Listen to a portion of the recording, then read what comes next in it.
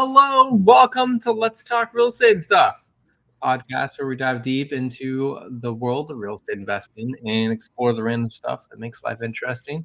I'm John Woodfield, joined by my co-host Papa P, aka or Brandon, aka Papa P, from TED Systems and Operations, and Carlos Zamora from Invest Fuse and Carrot.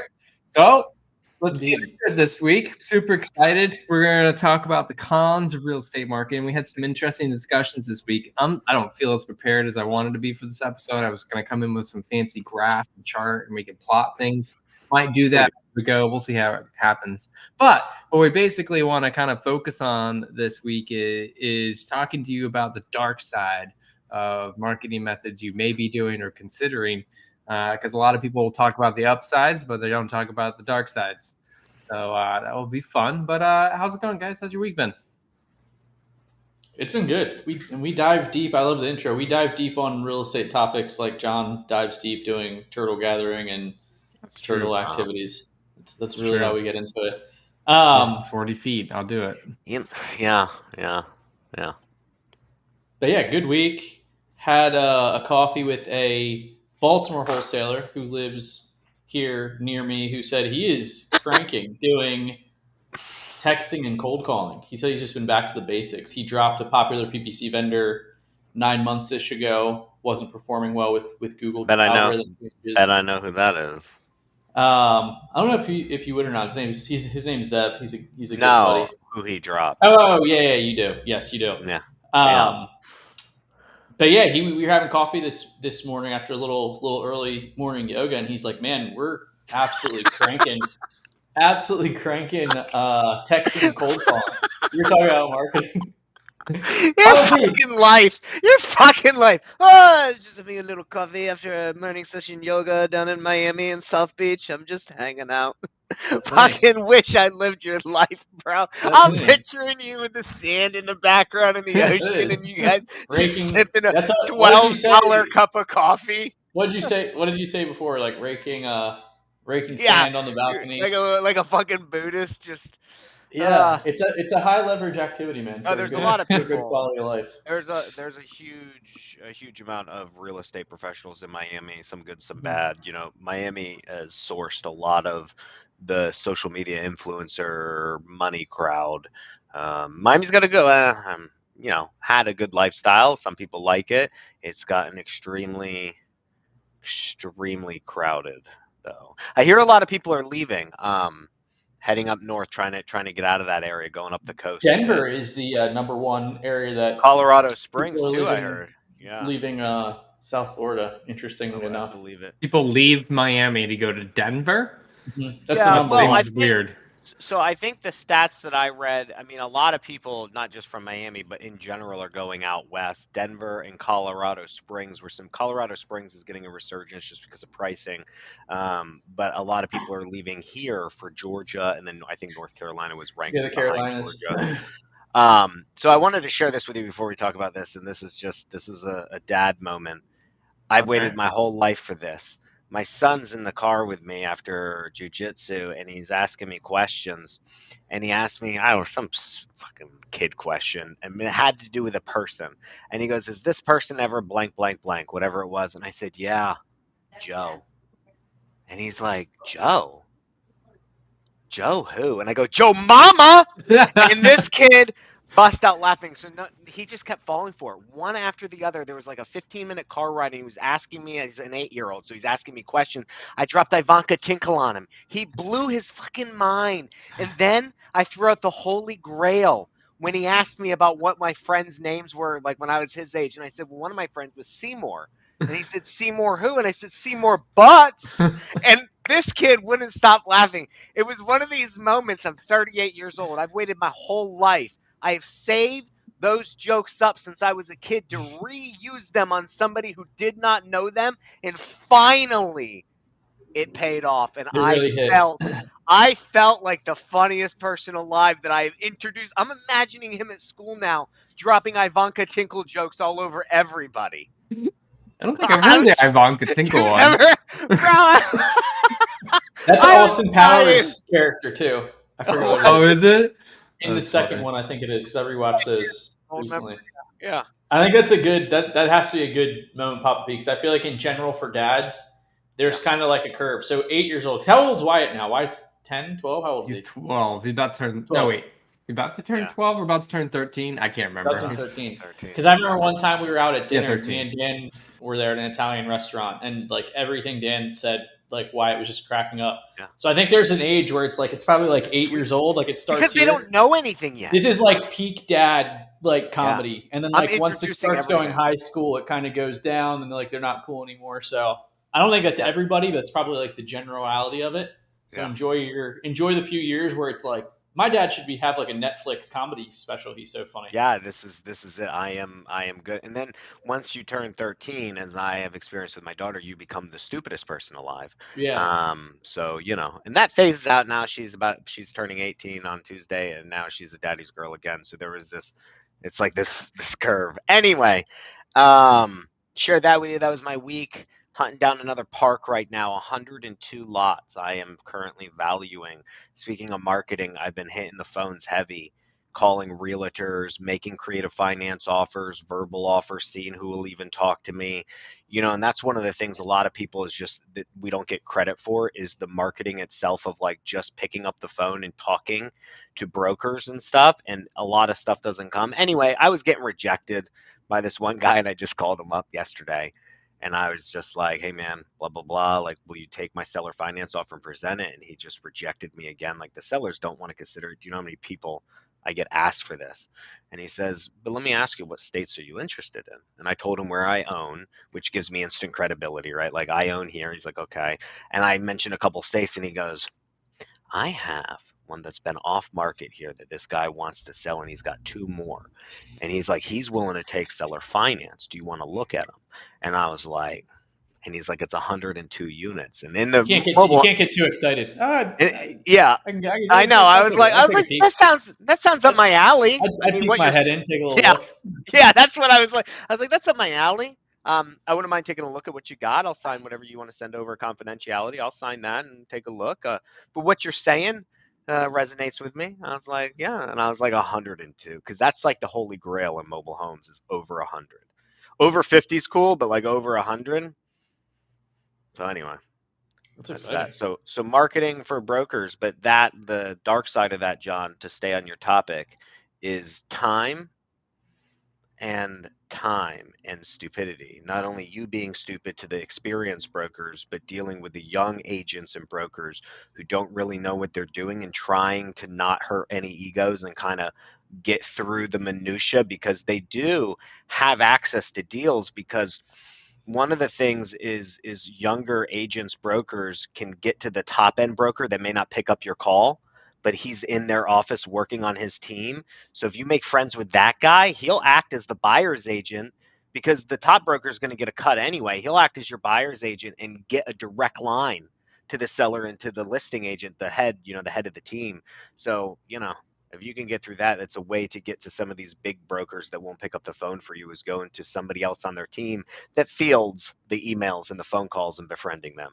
That's like some high level, like huge company tactics of getting a hold of somebody. I feel like that's like what people do. It's like making friends with the secretary back in the day. You make friends with the secretary because she's the gatekeeper to the whole office back before, emails and like back in the day when you would pick up a phone or you had to go in person to somebody's office. Mm-hmm. The secretary was the gatekeeper and you would have to befriend them before you could get access to anybody. Yeah. Wow. What I don't even know if this I'm going to share my screen and we'll see if we can go with this idea. I kind of like, there's this popular, when you look at software, they do this like quadrant chart, right? And they say like the best type of thing is to be in the top right quadrant. Mm-hmm. And so I was curious if we can come up with 2 scales and map out some of these kind of, marketing methods, which I don't think 2 scales is enough, but I figured we could at least do something visual here in this. So, I mean, I think money's one of them, right? Like, so cheap versus expensive, right? And then cost, I didn't know. Yeah, cost. I didn't know if time involvement is one. Like, or time to deal should be the other one. Oh, I know what you're trying to do. This ain't gonna work, but yeah, I got you. We're gonna try it. All right, we'll still talk and have plenty of great content here, but we're gonna try this. What do you think? You have to go Apple Pencil on this after you type up some axes? No, I don't. No, that's too cool. fancy. Time to deal, like you can close quickly, or it costs a lot of money to do. No, I'm sorry, not cost, or it takes a lot of your time to do. What do you want the other axis to be, guys? I'm gonna make it up. Lead quality. That would kind of cover. Ooh, lead quality. That would cover a lot of variables like I like it. Time to close, maybe how big the average deal size is, things like that. Papa B. Oops. All right, cool. What's our first marketing channel we want to talk about? PPL. PPL. All right. No. You don't want to talk about PPL? I think you should start at the bottom of marketing and start with the cheaper stuff that everybody does, right? Not a lot of people do PPL. I mean, I would say you start with like SMS. Cool. All right. So I just don't know what you're doing with this graph, how this makes sense, but we'll flow with it. I mean, texting is. Oops. Text blasting or texting, right? So let's talk about, ultimately you get a list, right? You generate a list, and then you're going to put that into some kind of text blasting software and try to be A2P 10DLC compliant and message a bunch of sellers, start a conversation. So, yeah. So if we're talking dark sides, you got to have data. Got to have software. Right. You need a team. So everyone always, you need a team, bro, for SMSing. Who's clicking the button? Who's cleaning your data? Who's scrubbing your data? So when you talk about dark side, like, so even for Carlos, right? Like a lead comes in, right? How did you generate that lead for Investor Fuse? How did you get that lead? Did you spend money on going to an event? Did you spend money on Google Ads? Was it, did you have to pay for a sponsorship? Like somehow you had to generate that lead. Everyone looks at SMS as just like, oh, the leads just show up. But they don't. They require a back end to generate that lead that has multi parts to it. So although the actual texting is cheap, the cost of the data, the phone numbers, the staff, the database software that you're using, right? Whatever it is, all that stuff adds up that nobody talks about. And then let's talk about the time. Yeah, the correspondence. It takes a lot of time, right? Like Carlos, your leads would be more in tune. So you would do more inbound style marketing for software sales, right? Like those are referrals coming in. All inbound. Yeah, all inbound. So you have this higher quality lead that doesn't have a lot of back end costs. Whereas outbound marketing for SMS has this high outbound cost that I was just talking to a guy about this, and he's just wondering why he's hemorrhaging money, and it's because you have to generate a lot of leads on SMS. Yeah. So I don't know what his is, but a lot of times your SMS leads could be anywhere from, just depends on your software and your quality, from 60 to 80, maybe even 90 leads. 90 leads to a deal. To a contract. Yeah. Not even a deal, but it just depends now. And that depends on how you filter them too. So a lot of people will say that their lead to contract is lower on SMS because they have another QA in the middle, where maybe like a lead manager is calling before it touches their CRM or something, before it gets pushed over, and they're verifying that this is legit. They're reviewing what the VA is doing, but guess what? You need the VA to do it. So you're paying someone $4 an hour to text. Save some of this heat when we get launch control on, by the way, just as a side comment. Yeah. Well, no, I'm with you though. The correspondence, the biggest pain point I hear with people is managing the correspondence. There you go.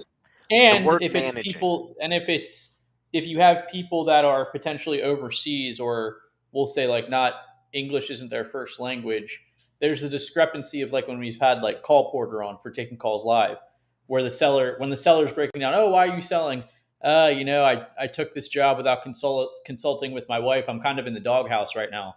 The person texting might not pick up on that English language. Oh, the seller actually moved into a doghouse. So you have like this fall through rate where you could lose Yeah. stuff, but it's the managing, right? So you need so many ancillary systems and processes to go along with this that people think that it's cheap, but it's not, because in order to get the quantity of deals, you need to do a large bulk amount. So one of the biggest mistakes, and I've made this, is assuming that because I'm spending money on this lead stuff and I'm like, man, I'm producing 50, 60 leads, 80 leads, and I get one contract, I'm really hoping to squeeze all of my money out of that one contract.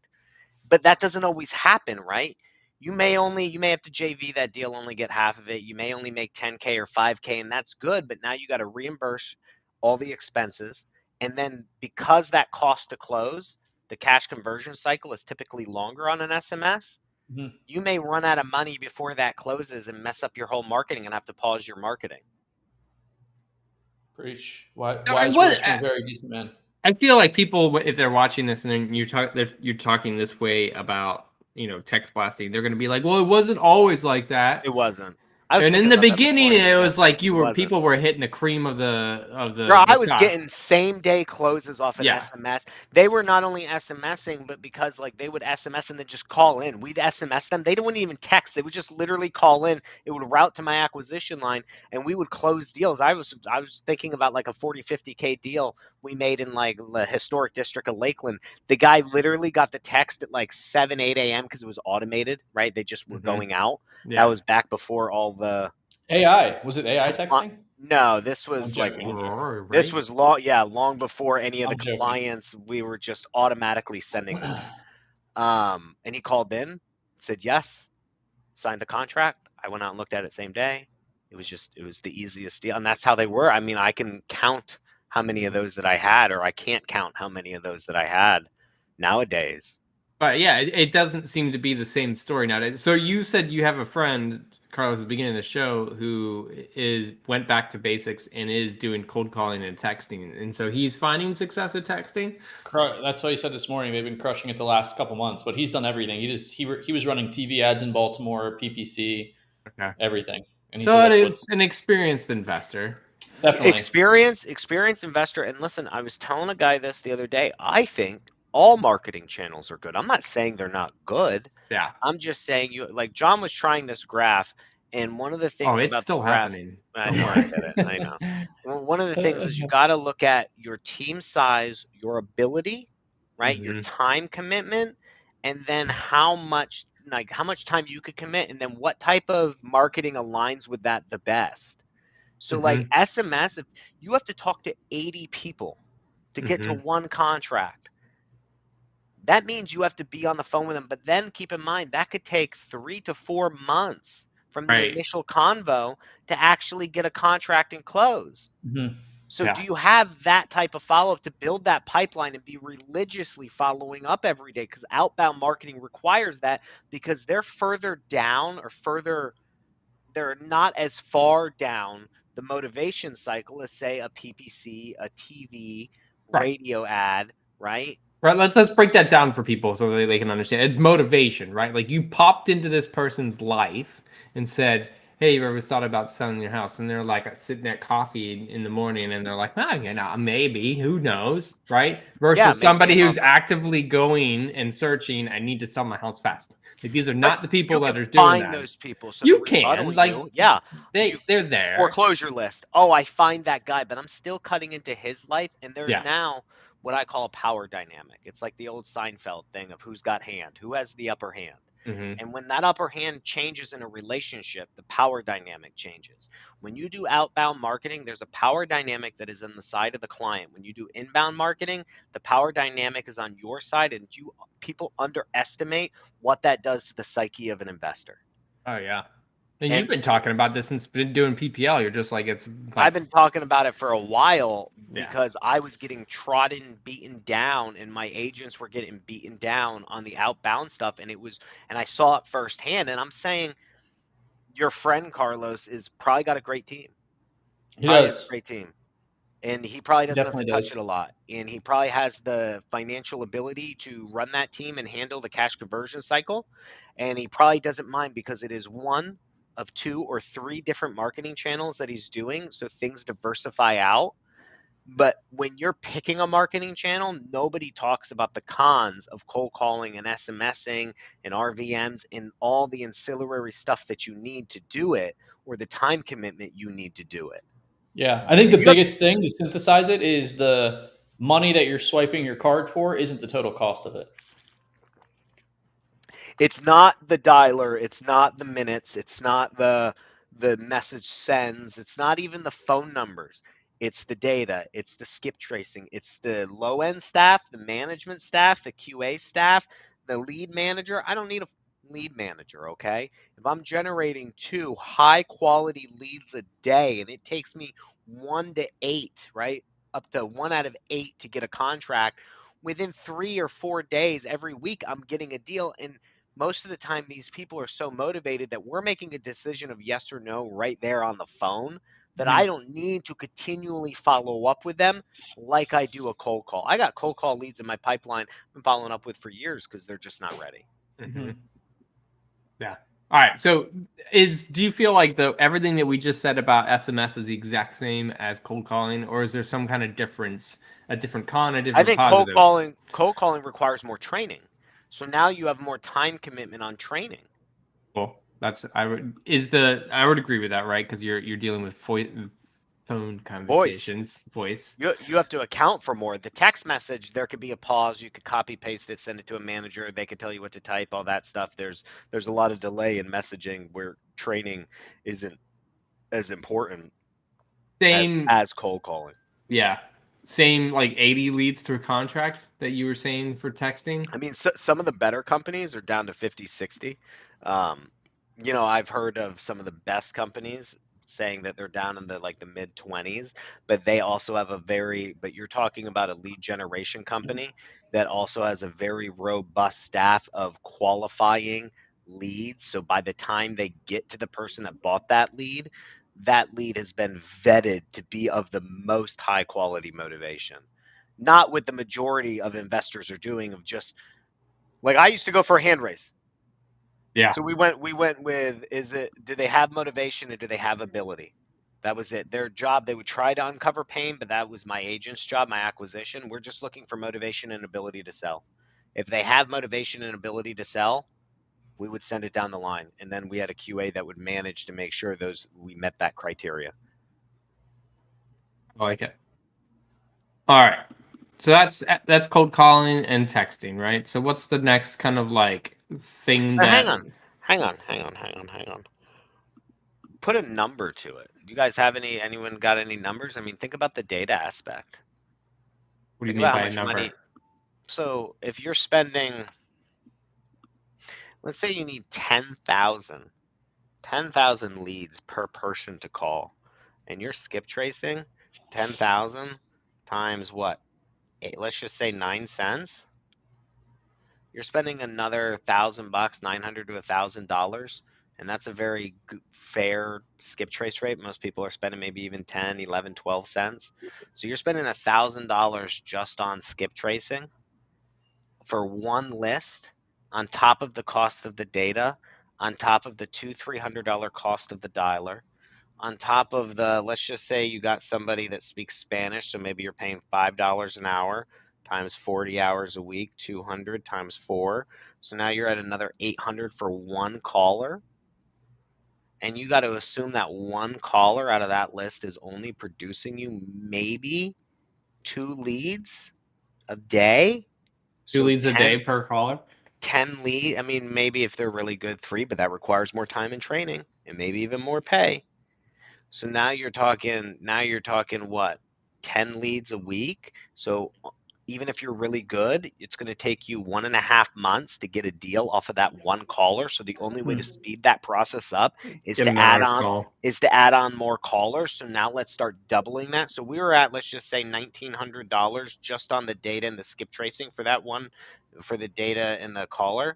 So $1,900 per caller. So if you want to cut that down in half, you add a second person on, and now we're at $3,800 a month for 2 callers. So now you can expect a deal every maybe 2.5 to 3 weeks, a contract, I'm sorry.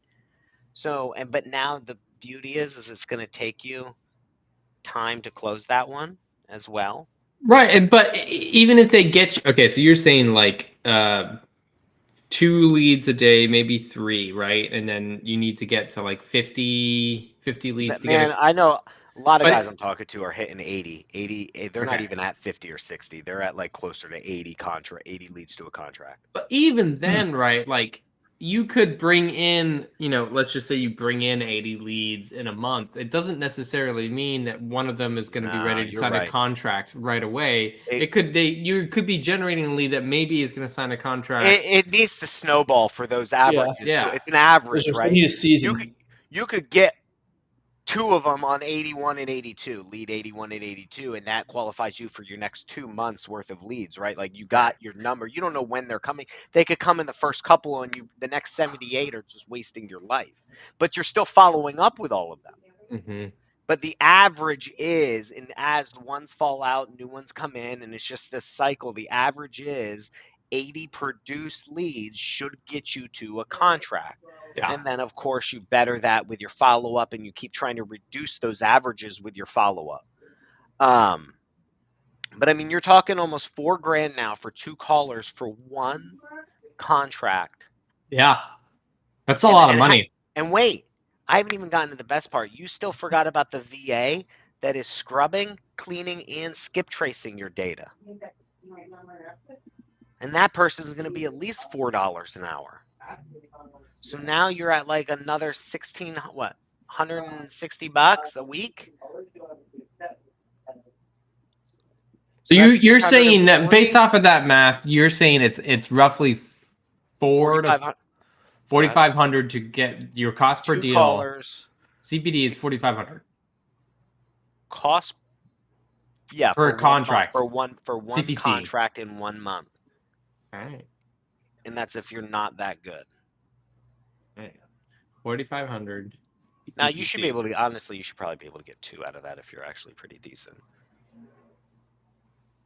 And that's that is something that we need to like talk about in each one of these, because I know it's going to be like when we start getting into other marketing methods, people are going to be like, oh my God, the cost per contract is so much cheaper. But it really does come down to the quality of the investor, like how experienced are you? A lot of people don't count their data into the cost too. So it just depends on, it all depends on what you're accounting for as your cost per deal. So like some people don't account for the data because they use that data in other forms of marketing, like direct mail and RVM and SMS. So they're like, I'm not going to pin this to one thing. So they just wiped out $1,000 worth of cost. So that brings down their cost per deal to maybe $3,000. And then that VA does a lot of stuff, not just cleaning the data. So they don't dump that in. But we're just talking about a streamlined business focusing on one thing. You need all of those pieces, and that should be accounted for in your cost per deal. Just a lot of people only account for the dialer, the direct staff doing the dialing, and that's about it. And then they assume the other stuff is like an operational cost of I just need to do this to market. It's not going to a campaign cost. It's a marketing cost, not a campaign cost. Yeah. So, but what I was getting at is $4,500. Mm-hmm. Now add in your time. We haven't even talked about how much management you have to do on that.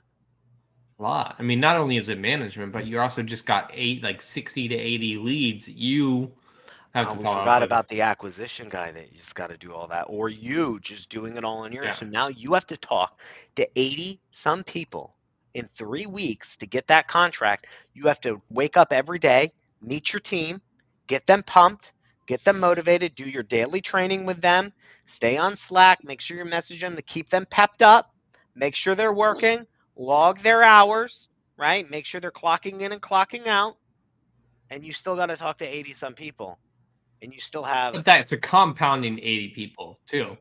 You're right, and it just keeps growing. And if you have InvestorFuse and you have smartphone and you hook up the smart dialer to it, it becomes really easy to do. I would just power through. I could dial them twice in a couple hours, or just fucking run in your power dialer.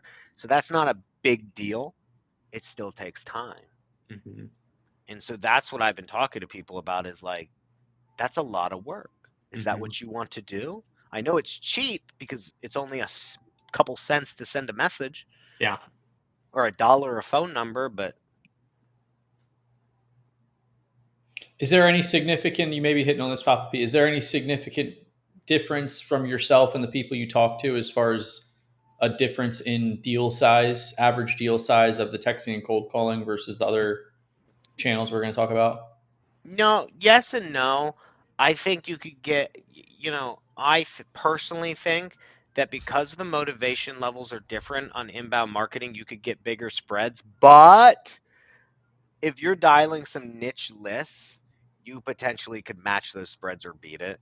Like there's a lot of niche lists out there that you're reaching people that maybe other people aren't even getting in tune with. Because a lot of times when people are in trouble, they may not reach out because they're putting their head in the sand. So yeah, you could potentially be getting some big deals. But I personally think inbound marketing, because their motivation levels are so much greater. Like we're working with a lady right now who she doesn't even give a shit. She just wants her house gone. And it's been so long since I've had somebody like that because outbound doesn't really produce those types of people in abundance. And she's like, and we're helping her with a lien, and she's just willing to sign it over at cost, basically, of the mortgage, and if we can make money off of it. So it could be a pretty big spread if we could clear this lien, and we're not battling it out with like 100 other people like we would have been on a cold call lead because everyone's got that phone number and everyone's dialing it. Yeah. Interesting. So what are you saying is the average deal size? Like 15K, just like across the board for all of these things that we're about to talk about? No, I mean, yeah, that's all depending on the market itself. But yeah, you could probably say, let's just say 20K. I think is a very fair deal size. But when we were doing like a lot of cold calling, a lot of our deal sizes were closer to like 8 to 10K. We were hitting a lot of those. Now again, then we had some 40Ks and 50Ks, so that kind of skewed us back up. But all right, what is next? yeah, but I mean, Direct it's mail? like yeah, those are higher quality but higher cost, man, and you can't fuck up on those. You need call porter or you need a team to do that. But you still What were you going to say? What channel were you going to say before? No, that? I like where you go. I was going to go to inbound, but I like where you're going with it because direct mail is good. But I wouldn't do direct mail. I would do direct mail once I started making money as a part of a marketing campaign, like for like my other leads that I was getting. And I would do very niche. I would do stuff like golden addresses, very niche. I would not be so much blast direct mailing like I used to back in the day. I would be niche direct mailing, and you probably want to be hitting like 40,000 mail pieces. So, you're going to be spending like 15 to 20K just on mailing alone just to get the good deals because it's such a low response rate. But again, your deal sizes are going to be very good on that. I mean, you might get out of that 40,000 pieces, you might get 2 to 3 deals that are 25K a piece or more, especially if you have good exit strategies. We'll definitely have to ask Andy Detweiler from Print Genius confirm for the 16th. We'll have to do some. Oh, yeah. Do some deep Yeah, we diving should write that down. I would like. I haven't done direct mail in like over a year and more than a year because what's today? 2024. 2024. Yeah, just 2024. So yeah, it's been over a year. And one of the things is like you got to make sure you can handle that volume because it takes time. You start direct mail. It's got to go in the mail. You got to wait for the mail to get there. I remember those days in the old school. People were like, I got some mail hitting on Friday. Let's make sure my call rail's all hooked up. Yeah. Yeah, and you would be watching and you're like, okay, they hit today. And then you have another hit coming next Friday. But you're paying the mail guy when he sends it out. So you're out 15 G's, and throughout the month, your mail's dropping. Or some people may only charge you as they drop. But anyway, and then that next month you're trying to follow up and close them, and then it's another 30 days. So you have like a 60 to 90 day cash conversion cycle on this thing from the day you sent the mail out, and you're dropping 15 G's a month. So that's $45,000 before you start getting paid again. So again, I agree with Carlos's friend who's doing SMS and cold calling, and same thing with like a direct mail guy. I think all things are good, and you can make a lot of money off of all things. It's just got to fit what your niche is and like what your team's ability and what your lifestyle is. So like that, you could probably do that on your own. So you could probably be a one-man show, even clean up your data on your own. It might be a little tedious, but you don't need to skip trace, so you save money on that. You could probably get your data for free off of PropWire if they're still offering free data, or maybe Your only cost is like $15K in the mailers. Is the mailers, and then you need your call rail, but you already have that because the rest of your business runs off of that. What do you need? You need, you might need a call porter. Like I would probably spend the money on call porter with Justin Dossie over there. Tell him Let's Talk Real Estate sent you. I'd get them set up for sure because you don't want to miss. So Vince Hall. Oh, what? You say Ryan? Call porter. Yeah. Justin's ballpoint. Yeah. Justin's ballpoint. We'll call them both because we're talking direct. Yeah. And we're talking call porter. Tell him Papa P sent you. What I was getting at was like, so where my biggest mistake is not picking up the phone when they came in and not having call porter. Yeah. So I was losing a lot, and that was one of my problems. And then having it go to my call center. So I would. There's a difference between your outbound cold calling people and your inbound direct mail response. No, well, the problem is that I was even when it was forwarding to my call center, because they were dialing so much, I was still missing inbound calls. It wasn't that they couldn't handle the inbound call. Okay. It was that my processes weren't as good. So I was still missing some of them. And then you try calling them back and you're like, hey, you had called, but I don't know the property because all that came in was a phone number. And they're like, who are you? And I'm like, I'm the guy who sent you the pink postcard. Oh, that guy. Fuck you. Because again, you're calling from a different number than what was on the postcard, so they may not pick up for you, especially with all the compliance laws now. So, and they don't remember you. They don't remember calling which postcard like they do remembering a form they filled out 2 hours ago or 10 minutes ago online. So you got to be really dialed in for that. So I think I think your cost per deal is going to be a lot higher too. I think you're looking at like a closer to a 5K cost per deal. That is what I put down. About that. Yeah. What do you think leads per contract, though? Man, I'm not educated enough to make that statement. I don't know. That'd be probably better than SMS and cold, though, right? I mean, if I had to guess, I would say probably, somewhere in like the 20 range. Okay. 15, 20. I don't know. I would also say one thing when we're rating these different marketing channels is how good is it as your lead horse in marketing? Like how good is direct mail if that's the main thing you're doing? How good is texting if that's the main thing that you're doing, cold calling, PPC, etc. And here's the thing is like, so now you're starting to get into happy agents. Again, because you got your power dynamic back on the direct mail. It's the one outbound marketing where I say power dynamic has shifted back into your favor somewhat. Like if you were looking at like a scale and there's like this middle area, we had just crossed over the middle to give us power, but not all the way over like a PPC lead, right? But now your agents are starting to say, here's the big thing I always tell people is the difference is now they go, how can I help you today? Versus, hi, this is Brandon. I was calling about 123 ABC Street. Were you interested in hearing an offer? And that's not our opening line, but you get the idea. Versus, hey, this is Brandon. How can I help you today? Oh yeah, I'm calling about a postcard. Oh, awesome. What one's that one? And then it's like, you're helping them now. It's a power dynamic shift. First cold calling. Hey, this is Brandon. I actually paid money to skip trace you. And I have a team of overseas workers that calls thousands of homeowners like you to see if I could buy something at a discount.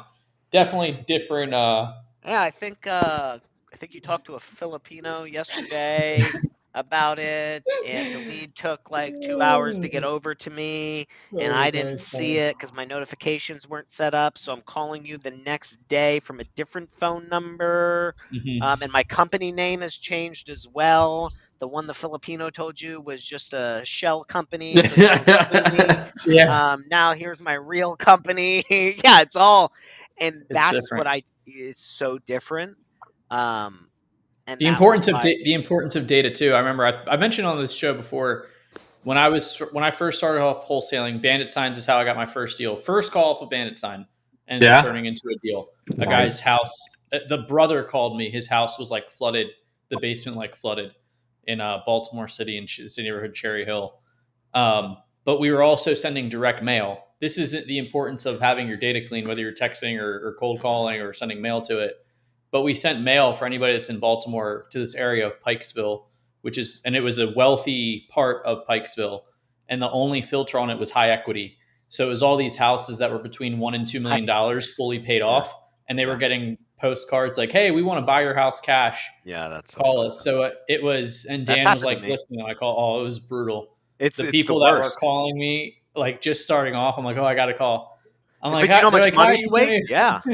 Hi, you sent a postcard. You want to buy my house in cash? It's like probably like a like a surgeon or something like that on a Saturday. Okay, bring $1.5 million in a duffel bag to my house, and I'll sell it to you. Just these people being like crazy, probably like 45 to 55-year-old white Jewish male, nothing to do but just fuck with you. Exactly. And it's like, and that you got your data messed up, and that happened to me before. And I started getting leads in, and like everyone's like, oh my god, everyone's saying yes, and it's like, yeah. Because you're calling a high equity list when you didn't put the cap on the home value. So we're getting like $2 million homes, and the people just are like, yeah, make me an offer, $3 million. Like, and so they'll say yes to you just to get down the line, and they'll mess up all of like they'll clog your phone lines and your sales pipeline up. But most importantly, it just messes up all of your averages and like all of the KPIs you were tracking, because somebody, when they bought that data, forgot to put a cap on the house value. And also the other one where we've messed up on is putting a cap on sale date and saying, I don't want anything that's been bought for regular like wholesale stuff. Like I want it 5 years or older. Typically, it just depends. Like now, yeah, you probably want it sometime back in the 2020, 2019. The last time it was sold. That's what you're saying. Yeah, I want it. Yeah. I don't want somebody who just bought it last year, and that happened to us, and we didn't put the sale date cap on it, right? And so people are just like, yeah, I mean, I'll sell it to you, but I just bought it like 3 months ago or like last year. So what are you going to pay me now? And like, there's no equity. So they didn't have the ability to sell or the motivation. They were just like, yeah, I mean, but I always say price is not a motivation. Price is not ability. It's like, I mean, price is the last thing we look at. Does PropStream have little like guidance things in there of like commonly used filters like that? Yeah. Yeah. Okay. A lot of all the data poolers have like, what do you call like your we suggest filters? Yeah. Okay. Cool. I was going to say they just have a drop down menu where it's just like zombie properties, high equity, and you just do it and they fill it all out, and you don't have to do anything. But you just got to be, you're right, Carlos. You got to watch your data, because you could waste a lot of marketing dollars, and you're bound to do it too. So you better have the money to waste on those mistakes. Marketing dollars, morale of your team that we've talked about before. Like it truly is a psychopath type personality. If someone gets energy from getting cussed out cold calling all day, and like energy. I was listening to. I caught some of it. Papa P may at least have saw it, but the guy that's the Novation King. I forget his name. Rich Wonders. Rich Wonders. But I didn't know much about him. We're friends on like social media and stuff, and all his stuff. I haven't seen stuff too much lately, but he seems like a chill guy, knows what he's doing. Obviously does novations, but I caught some of his just like time, like making dinner out in the living room and stuff. I caught some of a podcast he did with Brent Daniels, and he was kind of talking similar thing of like, he likes doing novations and the way that he trains his sales team to do it, where it's like, he doesn't want to be hard negotiating. Like he wants to walk them down a path where it's like, hey, we're on the same team. Let's see if we can make this work. Because it's not going to burn out your team as much, if at all. No. And that's it. So as we start going from RVM, SMS, cold call, direct mail, PPL, PPC, TV, your agent burn starts going down. And so I never noticed this. And it's not just, it's like your follow-up lead managers, those people too, but your acquisition guys. When we had our in-office team, we were doing so much outbound, it was burning them out. You were taking, the training was there, the guys' motivation was there to make money, they were closing deals, but they had to fight tooth and nail and get told F you a bazillion times. And I think I was a bad leader at that time because I didn't fully understand the agent burn factor. And because all I'm getting is deals, so what does it matter, right? Like you're producing me deals. But it wears down on your agents, and I think you could only do that so much. So you have to add in, as you're making money, you have to add in the easier stuff where they only, like I was listening to Nick Perry, and he was saying his guys only get about 5 to 8 leads a day fresh to call. And now that I'm doing PPL, I'm getting about 3 a day to call. And it's like, man, and you get on the phone and they want to talk to you. They don't argue with you. I had one guy try to argue with me, and he goes, well, you make me an offer. And I just stopped because I had the power dynamic, and I go, oh, no. That's not how this works. You said that? I said that directly to him, and I said, oh, no. That's not how this works. And he goes, what do you mean? You want to buy my property? I said, no, we don't. I said, you filled out a form, and we're going to see if it's a good fit. I don't even know if we can buy it. We only buy 2 types of properties, and I don't know if yours fits, and I would need you to let us know if it fits in one of these categories. I don't have an offer for you, but I can promise you that by the end of this call, I can let you know if we can make one. But guess what? On a cold call, bro, like that dynamic would have not been there. Here, I just stopped him in his tracks, and he respected it because he filled out the form for me. But you have all the power. I have all the power. I did, and when you give that to your agents, they love it. They respect it, and they feel like Superman on the phone because they're actually helping people. And so, like what you were saying with the Novation guy is like, we're trying to walk down this path to see if we can work something out. I'm not trying to get you to sell me a property. I'm trying to see if I can buy your property. And there's a big difference based on the lead quality and the style or type of lead that it is. Mm-hmm. Inbound leads in those conversations, you're like Thanos with all the Infinity Stones. You can just absolutely control frame 100%. It's maybe get a little bit uncomfortable, but you can have fun with keeping them in frame and in check. And they still might buck a little bit. That just might be the seller. When the Ravens were getting their butts kicked by the Chiefs this past weekend, I was with some real estate guys. I'm still getting over that puppy. But we were talking about different personality types because there were some other Baltimore real estate guys there. And one guy was talking about a lead he was working where the seller is just like hell bent on like winning the deal. Like, have you worked some? I'm sure you have, but anything that comes to mind recently where you're working with a seller lead and their main care about it is that they won like the negotiation or the deal. He can go back to his wife and be like, honey, like this real estate investor guy. But I was talking about, I think it was Sean Terry talking about dealing with that personality type, like the red personality types that he does. I would like to see some, you know what, man, like if you have a recommendation, I've seen a lot of books from other industries talking about personality, but if you have a recommendation of something I can buy that has that for like our industry, I would love to see so, because I've heard a lot of people talking about it, and I was reading about it for capital raising too, personality types of like investors for capital raising, and that interests me. I would like to see that because I've heard people mentioning it, and now in my head, from my experience, I can categorize them based on mine, but I would love to see like how books I don't know. 100%. But if you have like someone's course, I wouldn't even mind diving into that, like buying it and just. Yeah, books I don't know. The best thing I would have for you is some OG Sean Terry podcast stuff. And then his former acquisition manager, who's a good buddy, Rafael. What is his last name? Rafael Cortez. They even used to have it in their CRM. That's part of the lead manager's job, is putting one of the 4 personality types colors. Oh, that's smart. But when we were laughing about it when we were watching the Ravens have a mental breakdown against the Chiefs, is it was one of these leads. And I was talking to my friend about how to work it. And I was like, oh, when you're talking to this lead, you just got to drop in the lines. Like, say like Papa P is like the owner of the company and I'm an acquisition manager. You have to drop lines like this. Oh man, like I'm really gonna get beat up here. Like we might even lose money on this one. Like I'm gonna take this to I'm gonna take this to Brandon, our CEO or like our home buying specialist. You're really beating me up here on price, man. Like I think we might be able to do it, but like you're really beating me up here. You almost have to compliment that for exactly. That. Like it's a compliment. Man, like I'm just out of my league talking to you right now. Like you're just, have you done this before? Like, and they'll just, you must have been in sales, man, because I might lose my job over how bad I negotiated to see what I left up at. But then there's analytical and then there's the thinking. There's all different the ones. yeah, There's the all different price ones. shopper too, like different ones who want to shop your price. So I had a price shopper yesterday actually, and I had specifically told him the other night, and I said, "Hey, listen." He's like, "Send me your contract." But he had already told me he was looking at another offer, and I said, "I can't do that." And I gave him the spiel about having to be on the phone. I said, "Why don't we do this? When can you make your decision?" He said, "Tomorrow morning." And he said, "That's fine, man. Like our offer is good for 24 hours. They won't lower it or change the price within 24 hours. I'm just not allowed. I'll get in trouble if I send this contract out and it's not something you got to sign. And if you don't want to sign it, that's fine." I was like, "So message me tomorrow. If you want to move forward, great. If not, that's no big deal too. You've been great at communicating so far along this. So I trust that you're going to let me know either way. So that's fine." So the next morning he messaged me and says, "Send over your contract." I go, "Cool. I'll call you at this time."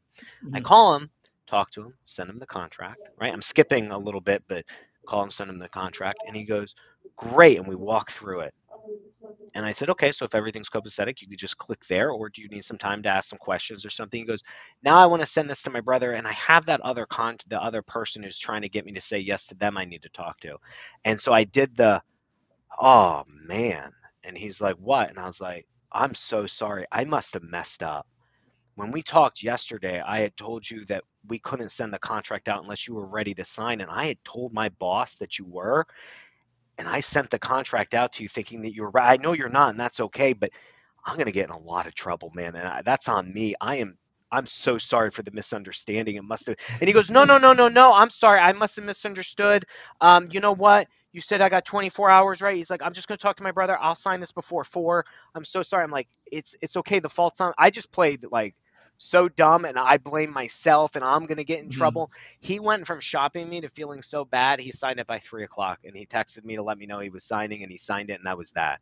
And it was just like, I wasn't pressuring. I just went with the all shucks. And I took this price shopper to feeling bad for what he was doing because he knew what the rules were that I sent out. He was just trying to manipulate me again.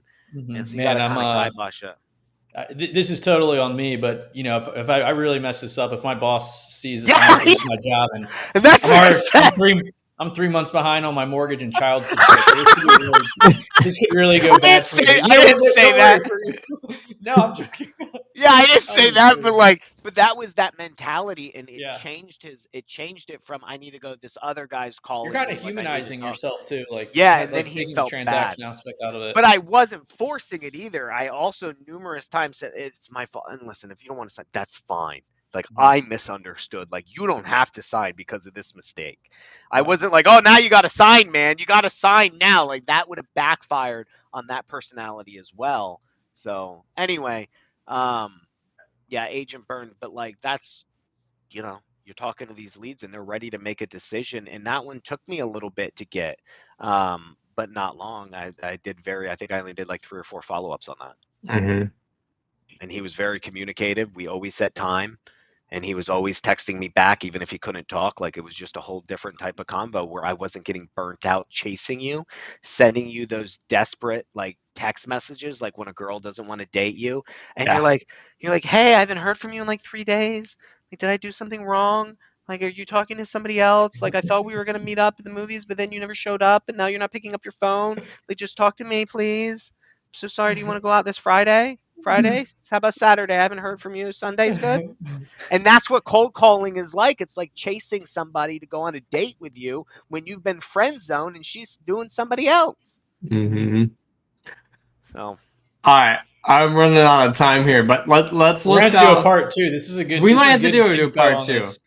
Maybe that's what we do. Maybe we cut it here and we say we'll do a part 2 because I have been working on this. Maybe this is more to your liking.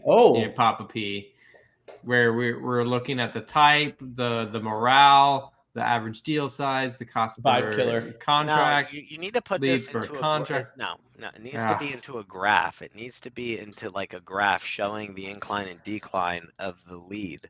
But there's too many variables. We'll figure it out. Tell you what, loyal audience, we will figure out how best to visually display this, and in 2 weeks we will come back for episode 2 of the cons of real estate marketing. That's going to be talk about episodes in 2 weeks. SEO, PPC. We'll talk about inbound marketing. We talked about outbound, but we haven't talked about inbound. Yeah, and I did put, direct mail as semi-inbound because you are sending the piece of mail, but It's they're all telling inbound. you. No, it's all out. I would say it's outbound. You know what? Maybe it's a hybrid. Okay, That's what I'm saying. I can see what you're I'll saying. put hybrid. That's a better word for it. Hybrid. It's a hybrid. It's a little bit of a hybrid, but it leans outbound. Yeah, Because because that you seller definitely wouldn't get a call you lot unless of you sent a the. mail. Yeah, and I put from around medium killer because you get a lot of the. Why did you send me this Medium mail? Take bipolar. me off your list. Yeah, I still have some PTSD from some high equity direct mail lists. Yeah. Yeah, those Cool. high equity ones, dude. Those and the sale dates and the construction dates too. Like you're not unless you're doing creative sub two stuff like that. The stuff we're going after, you're not buying a 2022 build, okay? Like that shit should not be in your data. Unless you want to build, so like with REI Op Center, we have the ability to like narrow down like in our database like the age and stuff. So like you put that in there and you could build your niche list and maybe you want to go sub two, so you go after everything from 2020. 2021, 2020, all the way to 2022. So for 2 years, doesn't matter if it's a new build or not, you just go after it because they got a low mortgage. But again, all that data you got to have the people cleaning it, you got to have the people scrubbing it, you got to have the system to organize it. You Not need to for me. skip trace it all. You might even need two. Like I was talking to someone earlier, it was last year. They were asking me about multiple skip trace companies. Like, what was our process for our cold calling? Like, how many skip trace companies do we have? And I was like, man, we would even go down to like 3 if it was necessary. But typically, you only need 2 to see what you're missing out on. And if you don't find it by the second one, odds are your third one's not going to come up with anything because they're all using the same type of shit. So it's like, but that's now twice the skip trace money. Anyway, Twice the skip trace money? well, maybe not exactly double, but if you're skip tracing 100,000 and you have a hit rate of, it depends on where you go. So let's say you got an 80% hit rate. So that leaves 20,000 unskipped. And out of those 80,000 that you skipped, you run through and you don't get in contact with maybe like another 50,000 or 50%. That now leaves 40,000 on top of the 20. You're back up to 60,000 that you got to re-skip trace. So at 10 cents a skip, you're now spending $6,000 to go skip trace that data on top of the $8,000 you already spent on the first 80,000 you skip trace. Now you're in deep like $14,000 on skip tracing this 100,000 list. Yeah. And it gets expensive, but you need that volume in order to do it. And it makes sense if you have a lined up team, you could do it. But people who get into it thinking they're going to buy a 1,000 list, the 1,000 quantity list, and dial it and make $20,000, like that's not going to happen. Your best bet is to work a job, save up some effing money, go door knock, do some basic shit, try to get your first lead, pipe that money into some real marketing, and just go from there. We're knocking. We'll lead off the next episode in this series of outsourcing cold calling too. If you don't want to worry about all that, don't want to worry about all that stuff. That's got pluses and minuses too. Don't even get me started with that, dude. Like, we're gonna have a fresh episode for you. That's like trying to outsource your PPC stuff. Yeah. All right, guys, we're gonna have to call it cuts there, but this was a great start. We will come with visual representation. We've got 2 episodes coming up. We've already pre-recorded one for next week. Our 100th episode will be pre-recorded because Carlos and myself will be in the chilly Northwest. And then we've got Andy Detweiler coming on from Print Genie. He is Carlos and I have known him for a very long time. He's very experienced in the direct mail game for real estate investors, so it'll be fun to chat with him about that. And then we will get back to the cons of real estate marketing, episode part 2. Then we'll be talking TV with Tony Javier and texting with the launch control guys. It's gonna be a great February, everybody. Great February. All right, guys. Have a killer weekend. See you all around.